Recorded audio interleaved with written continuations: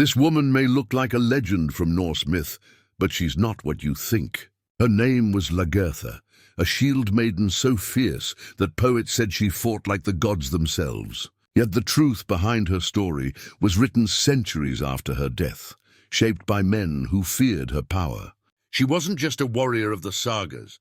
She was a symbol of something far greater, a woman who stood against the silence of history. Her story has been told and retold for nearly 1,000 years, carried by firelight and memory through halls filled with smoke and song. But who was she really? A myth, a queen, or a ghost of the past, left behind by a world that refused to remember its women.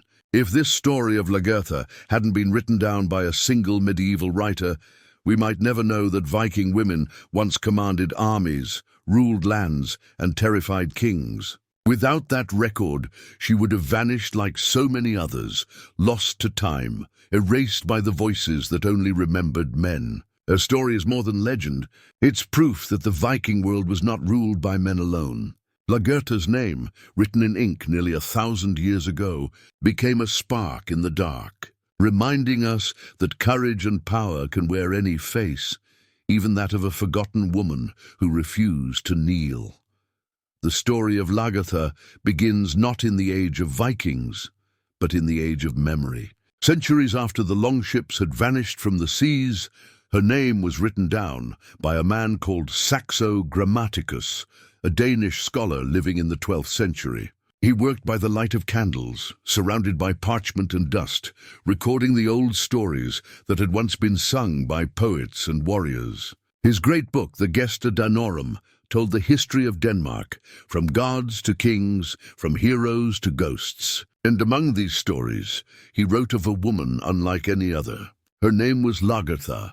According to Saxo, she fought like the fiercest of men, yet she was remembered as a wife. He described her standing beside Ragnar Lothbrok in battle, cutting through the enemy ranks with a courage that made even hardened soldiers afraid. But we must remember something. Saxo was not a Viking. He lived hundreds of years after Lagertha would have walked the earth. His world was ruled by Christian kings, and his quill was guided by their beliefs.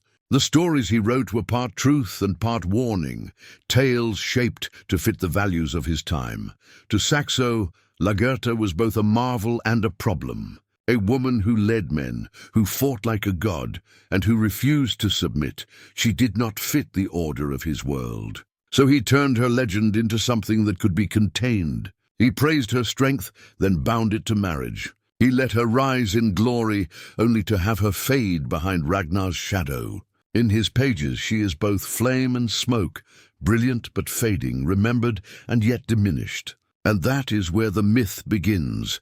In the ink of one man's hand, trying to capture a woman the world could never truly explain. In the old stories, Lagertha's legend begins with war. When Ragnar Lothbrok called for warriors to fight against the Swedes, it was Lagertha who answered. She was said to have led a host of women dressed as men, standing on the front lines while arrows rained down from the sky. When Ragnar's army began to falter, it was she who turned the tide. Saxo wrote that she struck with such fury that the gods themselves might have watched in silence. One arrow pierced her shoulder, but she kept fighting until the battlefield fell quiet and the enemy was broken.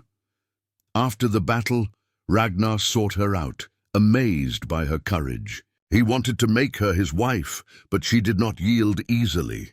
When he arrived at her home, fierce dogs and a bear guarded her door.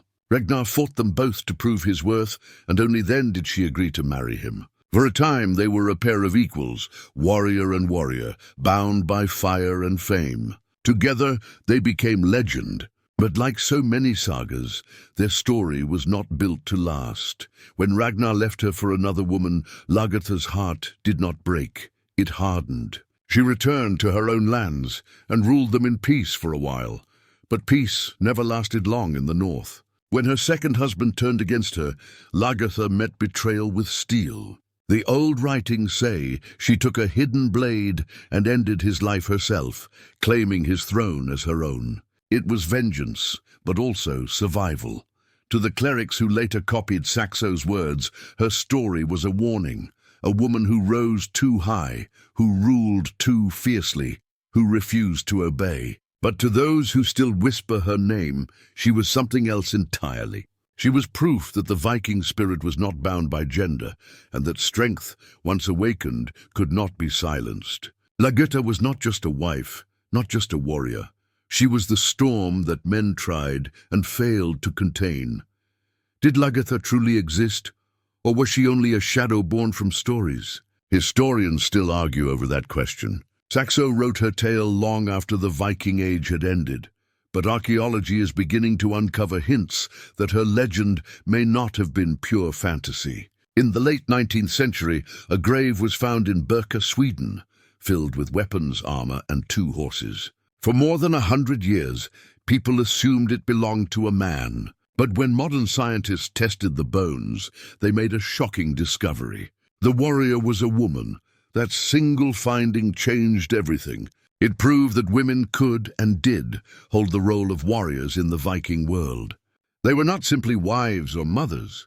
Some commanded men in battle, others guarded their homesteads with axe and shield. Scholars began to look again at the sagas, wondering how much of them might hold fragments of truth. Could Lagertha have been one of these women? Or was she a symbol, a mixture of many forgotten names and deeds woven into one fierce legend? Some believe Saxo based her on older oral tales, stories passed down for generations before being written by his Christian hand. If that is true, then Lagertha might be the echo of a real tradition, one that celebrated the courage of women who refused to yield in a world ruled by men. Yet even now, her story walks the border between myth and memory.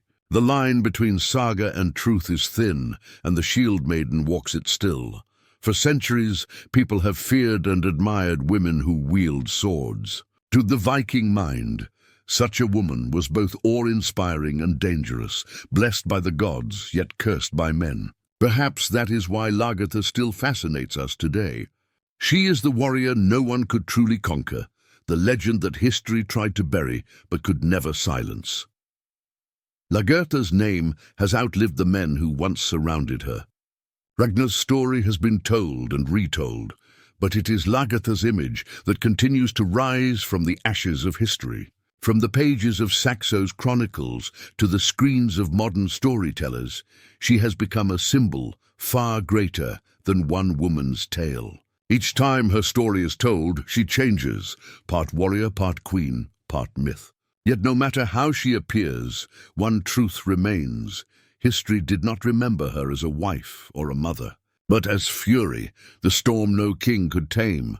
Her legend has crossed centuries, carried by artists, poets, and historians who could never quite let her go.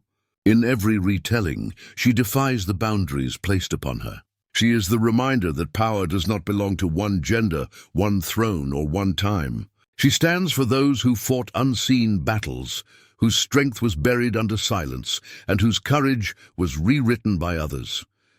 Perhaps Lagertha was never meant to be just one woman. Perhaps she was every woman who refused to kneel. Her sword may have turned to dust, her voice lost to the wind, but her spirit endures, fierce, unbroken, and eternal. As long as people still whisper her name, the Shieldmaiden will never die.